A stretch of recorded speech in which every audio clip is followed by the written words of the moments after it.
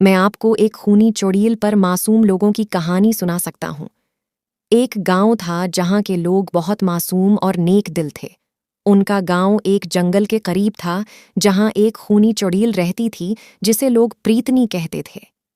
प्रीतनी खूनी होने के बावजूद भी उसके खूबसूरत रूप और गमज़े मासूम लोगों को बहुत मोह ले आते थे। एक दिन एक नौजवान लड़का जिसका नाम आशुक था, प्रीतनी से मुलाकात हुई। वो उसकी खूबसूरती में फतने में मुब्तला हो गया और प्रीतनी को अपनी मोहब्बत में बहकाने लगा। प्रीतनी ने उसकी बातों में आन लाने की कोशिश की, लेकिन आशुक की मासूमियत ने उसके बड़े मंसूबे की पहचान कर ली। प्रीतनी ने गांव के लोगों को उसके बड़े मंसूबे के बारे में बताया और वो सब मिलकर मिलबा की जान लगाकर प्रीतनी को शिकस्त दे दी। प्रीतनी ने उस वक्त अपने जहरे से सबको मार डाला, लेकिन आशुक ने उसकी खूनी चुड़ैल को मुकाबला देने के लिए उसकी खुद मौत का फैसला किया। ये कहानी हमें ये सिखाती है कि मासूमियत और सदाकत हमेशा बड़े खूबसूरती के जज्बात को हरा देती हैं।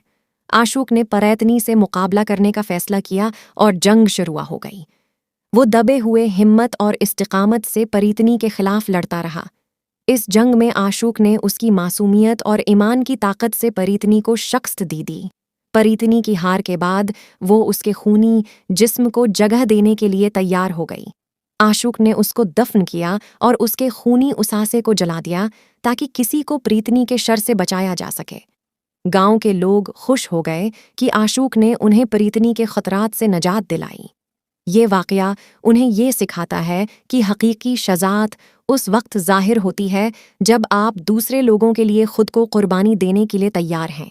ये कहानी हमें ये भी सिखाती है कि बड़े एमाल का मुजाहिरा हमेशा ख़त्म होता है और मासूमियत और सदाकत की फतह होती है।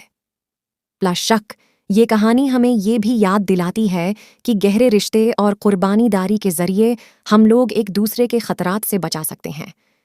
आशुक की कुर्बानी दारी और उसकी मासूमियत ने आसपास के लोगों को भी उम्मीद दी और उन्हें ये सिखाया कि हर मुश्किलात का हल सिर्फ शजात और बेबाकी से मुमकिन है।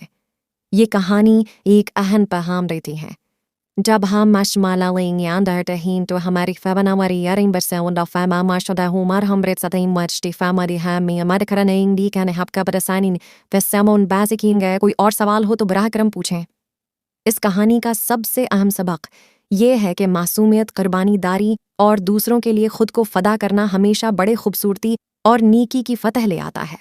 ये हमें ये सिखाती है कि जब हम दूसरों के लिए खुद को कुर्बानी देते हैं और दूसरों के खुशी और सलामती के लिए काम करते हैं, तो हमारी मोहब्बत और कुर्बानी दारी के ज़रिए हम दूसरे लोगों की ज़िंदगियों में बेहतरी ले आ सकते हैं।